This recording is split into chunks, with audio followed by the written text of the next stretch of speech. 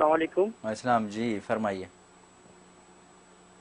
مفتی صاحب میرا یہ سوال ہے کہ میں نے کچھ عرصہ پہلے دعا سیاسی پڑھنا شروع کی تھی، تو جب میں نے پڑھنا شروع کی تھی جو اس کے اندر چھوٹا سا واقعہ میرے ساتھ رونما ہوا تھا، تو مجھے اس کے بعد بہت سارے فائدے ہوئے اور میں نے دوسری بہت ساری کثرت کی،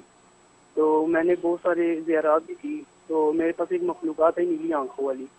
تو مجھے اس کی سمجھ نہیں آئی۔ میں نے حالوں سے اپنی رہنمائی کے لیے ان سے بات کی، وہ کہ نوری ان کے مالک ہیں، تو انہوں نے میری ساری پڑھائی پتہ کی۔ جب انہوں نے سب کچھ پوچھ لیا تو اس کے بعد میرے معاملات بہت سارے خراب ہو گئے، یہاں تک کہ میرے منہ سے کچھ کھانا الفاظ نکل گئے، میں نیند سے ہو گیا، اور ابھی تک یہ میرے ساتھ چلتا ہے۔ اچانک سے مجھے اسمیل آتی ہے جیسے گٹر کی، اور میں 4 کلو اور ذکر اللہ کرتا ہوں تو دل اور دماغ میں بہت سارا پین ہوتا ہے۔ تو ابھی میں نے جو ہے سہوی پڑھتے ہوئے میں نے جب پورا 41 دن کیے تھے، مجھے مدینہ شریف و خانہ کعبہ سامنے نظر آتے تھے دکھائی، مطلب کہ اب سب کچھ ختم ہو گیا۔ میں چاہتا ہوں کہ دوبارہ میری یہ چیزیں ریسٹور ہو جائیں۔ تو جب میں نے حالو کیا تو اس کے بعد 5 لال آنکھوں والی مخلوقات آئی تھی، تو انہوں نے جو میری نیلی آنکھوں والی مخلوق سے جگڑ لگا کہ یہ اکیلی ہمیں صرف پکڑ کے لے جا رہی ہیں، تو اس کے بعد میرے بہت سارے معاملات خراب ہیں۔ تو مفتی صاحب مجھے رہنمائی میں ایسا وظیفہ بتائیں کہ جس کے ساتھ میں سارے معاملات ٹھیک ہوں۔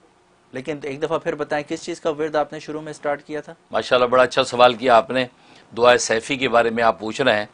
کہ دعائے سیفی یقیناً ایک جلالی دعا ہے،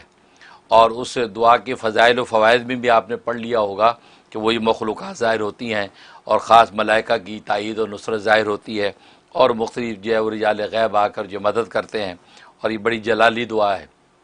ہر ایک کو بغیر اجازت کے پڑھنی بھی نہیں چاہیے، خاص طور پر خواتین جو ہیں ان کو تو ضرور اجازت کے ساتھ پڑھنی چاہیے، ورنہ اس کو اس میں پڑھے ہی نہ۔ مرد حضرات پڑھیں تو ان کو اجازت سے پڑھنی چاہیے۔ اب آپ نے جو پڑھی ہے اپنے پیر و مرشد سے اجازت لے کے اور ان سے دعائیں اور حصار لینے کے بعد آپ نے پڑھی ہے یا بغیر اس کے پڑھی ہے، مجھے ایسا لگتا ہے کہ آپ نے پیر و مرشد کی اجازت بغیر یا جو حصار کا طریقہ پوچھے بغیر آپ نے پڑھ لی ہے، کیونکہ اس کو حصار کرنے کے بعد اپنے آپ کو پھر وہ پڑھی جاتی ہے۔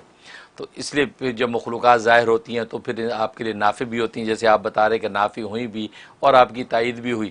لیکن یہ کہ آپ نے شاید کسی کو ذکر کیا، جس کو ذکر کیا ہے اس کا پتہ نہیں آپ سے کیا رشتہ ہوگا۔ اگر آپ کے وہ پیر و مرشد تھے تو آپ کو اپنے پیر و مرشد سے ذکر کرنا چاہیے تھا، یا آپ کے کوئی استاد ہیں ان کو ذکر کرنا چاہیے، یا آپ جس کو اپنا بزرگ مانتے ہیں اس کو ذکر کرتے۔ ویسے ہی آپ نے کسی تھرڈ پرسن کو ذکر کر دیا، اسے تفصیلات معلوم کرنے کے بعد جو ہے وہ آپ کو ایسے نرا چھوڑ دیا، مزید آگے گائیڈنس نہیں کی، اور آپ کی وہ ساری کیفیات ختم ہو گئی۔ اس لیے جب اس طرح کی کیفیات ظاہر ہوتی ہیں، یہ کیفیات مہمان ہوتی ہیں،